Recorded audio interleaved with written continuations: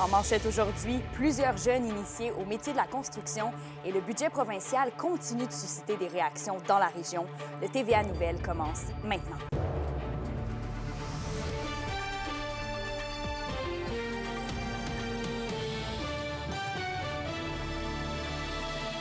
Bonjour tout le monde, merci de vous joindre à nous. Pour commencer, c'est aujourd'hui dans le quartier industriel de Rouyn-Noranda qu'a lieu la deuxième édition de Réalité Construction. Donc, plus de 80 jeunes étudiants y découvrent les métiers de la construction en compagnie de plus de 10 entreprises du secteur qui ont décidé de se prêter au jeu. Donc, kiosques, activités et surtout pratiques des différents corps de métier sont au menu pour faire vivre l'expérience du travail professionnel aux participants. L'événement unique au Québec est co-organisé par le Carrefour Jeunesse Emploi qui voit une belle occasion d'allumer la flamme de certains jeunes pour les métiers de la construction.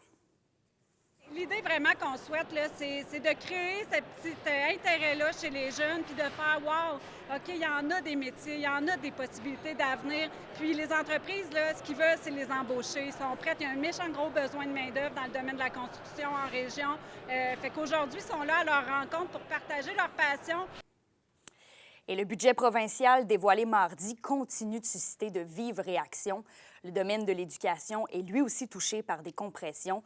Une réduction de 31 millions de dollars est prévue au niveau du financement des universités. Et les dépenses sont aussi affectées avec une hausse d'à peine 2 en rappelant aussi que le gouvernement a récemment mis fin au programme de bourse perspective, une situation qui plonge les étudiants dans une incertitude encore plus grande en raison du coût de la vie qui augmente. Et les banques alimentaires, de leur côté, sont reconnaissantes de l'aide financière annoncée par le gouvernement du Québec dans le budget Girard. Au total, aux 10 millions de dollars, oui, déjà prévu, une aide de 24 millions s'ajoute pour l'achat de denrées et s'ajoute à cela aussi 3 millions de dollars sur 3 ans pour répondre au nombre de demandes d'aide alimentaire qui ne font qu'augmenter. Et pour la ressourcerie Bernard Hamel à Rouyn-Noranda, les mesures financières feront une belle différence. L'organisme nous indique qu'il y a chaque mois environ 75 demandes d'aide et qu'au cours des 3 derniers mois, il y a eu 118 nouvelles demandes de soutien. Et le Parti libéral du Canada confirme que Jonathan Andresen a été élu par acclamation pour devenir le candidat officiel dans la circonscription d'Abitibi-Témiscamingue. Monsieur Andresen n'habite pas la région. L'Association régionale du parti nous informe que le candidat devrait être de passage dans la région cette fin de semaine. Et pour ce qui est du Parti conservateur, Steve Tardif d'Amos nous confirme avoir accumulé le nombre suffisant de signatures pour devenir le candidat de la formation politique. Il reste toutefois quelques détails à régler avant que sa candidature ne soit officialisée. Et dans Abitibi-Baie-James-Nunavik-EU, le Parti libéral, le Parti conservateur et le NPD n'ont toujours aucun candidat officiel ou potentiel. Ensuite, des militants de la région croient que l'environnement n'est plus une priorité. C'est du moins l'avis partagé par Henri Jacob de l'Action boréale et Jacinthe Châteauvert du Conseil régional de l'environnement de l'Abitibi-Témiscamingue. Bon, selon eux, les enjeux environnementaux sont généralement utilisés par les partis politiques seulement dans le but de bien paraître aux yeux de l'électorat. Mais avec le contexte économique actuel et les tensions canado-américaines, ils constatent l'effritement du discours, un effritement qui survient alors que les crises sont de plus en plus fréquentes. Si les gens ne comprennent pas la problématique avec des exemples de ce type-là qui s'est produit, ici en Abitibi, on a eu cet exemple frappant-là avec les feux de forêt. Ben, je ne sais pas quelle catastrophe qu'il va falloir qu'il y ait pour que nos politiciens prennent ça plus au sérieux et s'en préoccupent. La question du jour TVA, une présentation de Mobilier Bélan qui vous offre depuis plus de 50 ans un service de qualité et un grand choix de matelas, mobilier, électro au prix compétitif que vous recherchez. On vous demande, trouvez-vous que les partis politiques se penchent suffisamment sur les enjeux environnementaux? Pour voter et commenter, rendez-vous au tvaabitibi.ca. On revient maintenant sur les tarifs américains de l'administration Trump. L'Abitibi-Témiscamingue pourrait être la 4e région la plus touchée au Québec, selon un nouveau rapport publié par Desjardins. Les détails avec Félix Blaquière. En raison notamment de la forte présence des industries minières et forestières sur le territoire témiscabitibien, Desjardins prévoit que la région serait la 4e plus touchée au Québec face aux tarifs commerciaux imposés par l'administration de Donald Trump. L'industrie minière, c'est quand même une part importante du PIB de la région de l'Abitibi-Témiscamingue. L'industrie manufacturière aussi. Puis l'industrie manufacturière, quand on regarde les types de produits qui sont construits dans la région, c'est surtout les produits en bois. Donc, de l'industrie forestière, la transformation du bois, puis qui est exporté souvent à l'extérieur de la région. La coopérative affirme cependant que l'Abitibi-Témiscamingue pourrait s'en tirer mieux que d'autres régions québécoises, du fait en partie que l'industrie manufacturière régionale n'exporte qu'une fraction de ses produits vers les États-Unis comparativement à d'autres régions. Mais les exportations régionales vers nos voisins du Sud sont tout de même au-dessus de la moyenne québécoise. On a essayé de développer un indice qui regardait vraiment nos exportations vers les États-Unis par emploi, donc pour avoir une idée de la grosseur de l'industrie dans la région. Puis ça, on le compare à la moyenne provinciale. Donc la moyenne est plus autour de 108 000. En Abitibi, on est quand même presque 3 fois plus élevé. Notre exportation de biens vers les États-Unis par emploi est presque 3 fois plus élevée que la moyenne. Les chambres de commerce et d'industrie régionales, pour leur part, demeurent optimistes malgré tout. Oui, on se situe 4e au niveau du risque qui est en lien avec la taxe douanière. Sauf que cependant, c'est 18% dans notre cas de nos biens qui sont exportés aux États-Unis. Donc oui, le volume par emploi est élevé et nous met à risque là, dans une certaine mesure. Mais il faut voir que l'Abitibi sait se démarquer encore une fois avec une plus grande variété de marchés. Le fait que l'Abitibi s'en sort quand même bien là, parmi les régions, c'est quand même encourageant. Évidemment, chaque région a leurs défis. Et puis, nous, à la Chambre de commerce, on est là pour appuyer nos membres et puis de mettre des outils en place avec d'autres organismes, justement, pour les aider en cas de besoin. Desjardins affirme que des effets indirects pourraient éventuellement se faire sentir dans la région, notamment en raison d'exportations vers d'autres secteurs du Québec qui, eux, exportent plus fortement vers les États-Unis. Félix Blacquière, RNC Nouvelles, Val-d'Or.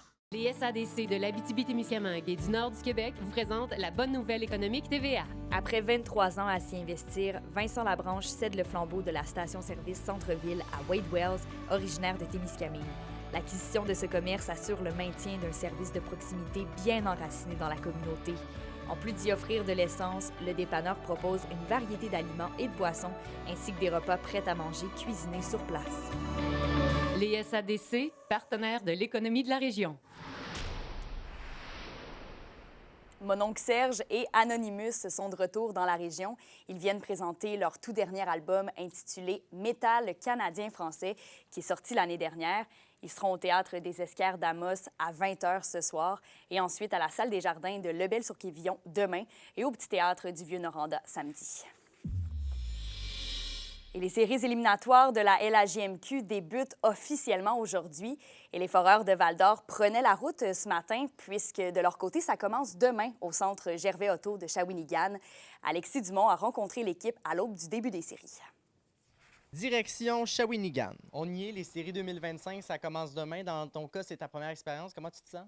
Oui, c'est sûr que j'attendais ce moment-là depuis longtemps, mais on est très content d'être en série. On voulait être en série depuis le début de l'année, puis c'est une expérience que tout le monde va avoir de plus pour les jeunes à venir. C'est sûr qu'on est très excités de rentrer dans les séries. Je pense que ça va être un bon challenge. On est une équipe jeune, puis ça va nous faire prendre de l'expérience. Après avoir terminé la saison au 6e rang de la conférence avec un dossier supérieur à 500, les Foreurs s'attaqueront aux Cataractes au premier tour. Les deux équipes ont divisé les honneurs de leurs 4 rencontres cette saison et le Vert-et-Or s'attend donc à un bon défi. On le sait, on est capable de jouer contre eux, ça, on n'a aucun doute. Peu importe les premiers résultats des premiers matchs, on va jamais lâcher, on va... Toujours notre but, ça va être de passer après un rôle en premier, puis on va regarder le reste ensuite. Ouais, justement, c'est une équipe qu'on a réussi à aller chercher des points contre. Fait que je pense qu'on s'en va dans cette série-là quand même confiant. On sait qu'on est là et qu'on a une chance de gagner à chaque soir. C'est une formation qu'on respecte beaucoup parce que ils ont fini quand même 3e au classement général, puis ils ont failli finir premier également. Donc, on les respecte, ça va être une belle série, mais comme je mentionne, ça va être important de se concentrer sur notre manière de jouer. Pour plusieurs, ce sera cette année une première expérience en série dans la LHJMQ. Plusieurs gars, y compris moi, c'est notre première expérience de série junior. Fait que non, c'est sûr, on est super excités et on a hâte que ça commence. Juste gagner l'expérience. Pour tous les gars de 16 ans, 17 ans, même 18, on va avoir plus d'expérience pour les prochaines années. Puis être prêt à aller encore plus loin pour les prochaines années. Et avec une deuxième moitié de saison parmi les meilleures équipes de la Ligue, tous les espoirs sont permis. Je crois en notre groupe, je suis sûr qu'on peut se rendre super loin. On veut gagner la ronde, on veut être là en deuxième ronde, puis ça, je suis content. Nos joueurs y croient, puis avec la fin de saison qu'on a eue, écoute, je pense qu'on a raison d'y croire, puis on est confiant présentement, puis on se pointe là-bas pour remporter le premier match. L'objectif de l'équipe, c'est quoi? Gagner puis jouer le plus longtemps au hockey possible. La série de premier tour contre les Cataractes débutera donc demain. Match numéro 1 vendredi et numéro 2 samedi. Les deux équipes seront ensuite de retour ici au Centre Nico Eagle pour les matchs 3 et 4 mardi et mercredi soir prochain. Alexis Dumont, RNC Nouvelles, au Centre Nico Eagle à Val-d'Or. Pour une nouvelle importante à nous communiquer, contactez-nous, nouvelles au pluriel, @rncmedia.ca, par téléphone au 1-866-463-4636 et notre site web tvaabitibi.ca.